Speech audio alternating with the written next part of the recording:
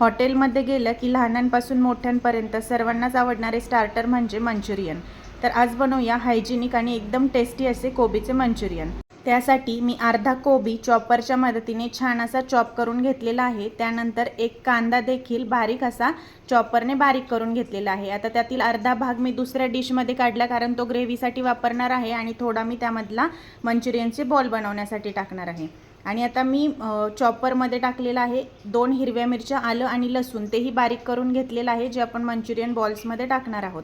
आता ग्रेव्हीसाठी पण मी 2-3 लसणाच्या पाकळ्या, अर्धा इंच आलं आणि एक सिमला मिरची चॉपरच्या मदतीने छान असं बारीक करून घेतलेली आहे आणि हे आपण ग्रेव्हीसाठी वापरणार आहोत। तर हे सर्व मिश्रण एकदम बारीक कट करून घ्यायचं आहे। आता कांद्याची पातही गार्निशिंगसाठी मी बारीक चिरून घेत आहे।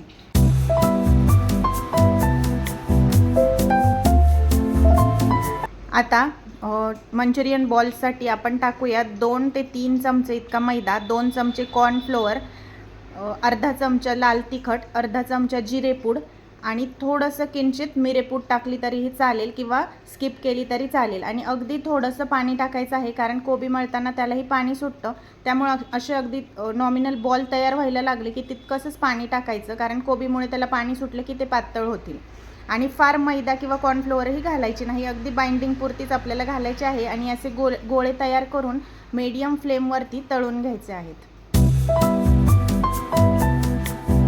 खूप हाय फ्लेम किंवा लो फ्लेम ठेवायची नाही, कारण लो फ्लेम ठेवली तर ते मऊ होतात मंचुरियन बॉल्स, आणि खूप हाय फ्लेम ठेवली तर वरतून जळून आतमध्ये कच्चे राहतात। त्यामुळे मीडियम फ्लेमवरती असे कुरकुरीत होईपर्यंत मस्त बॉल्स तळून घ्यायचे।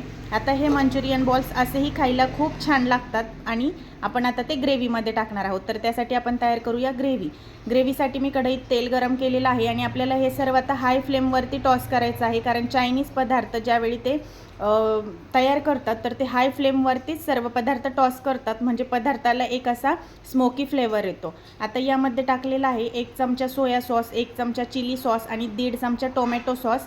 त्यामध्ये अर्धा चमचा व्हिनेगर घातलेला आहे आणि कॉर्नफ्लोअरची स्लरी तयार करून त्यामध्ये टाकलेली आहे। आता हे सर्व मिश्रण एकजीव करायचं, ग्रेव्हीच्या थिकनेसप्रमाणे पाणी ॲड करायचं, चवीपुरतं मीठ टाकायचं आणि तयार केलेले मंचुरियन बॉल्स यामध्ये टाकून छान असं मिक्स करून घ्यायचं आहे। आता हे छान मिक्स झालं की यामध्ये वरतून गार्निशिंगसाठी आपण टाकूया कांद्याची पात आणि छान मिक्स करू। एकदम चमचमीत, एकदम टेम्पटिंग चवीचं कोबी मंचुरियन तयार झालेलं आहे। तुम्हीही नक्की ट्राय करा। रेसिपी आवडल्यास चॅनलला फॉलो आणि सबस्क्राईब करायला विसरू नका। धन्यवाद।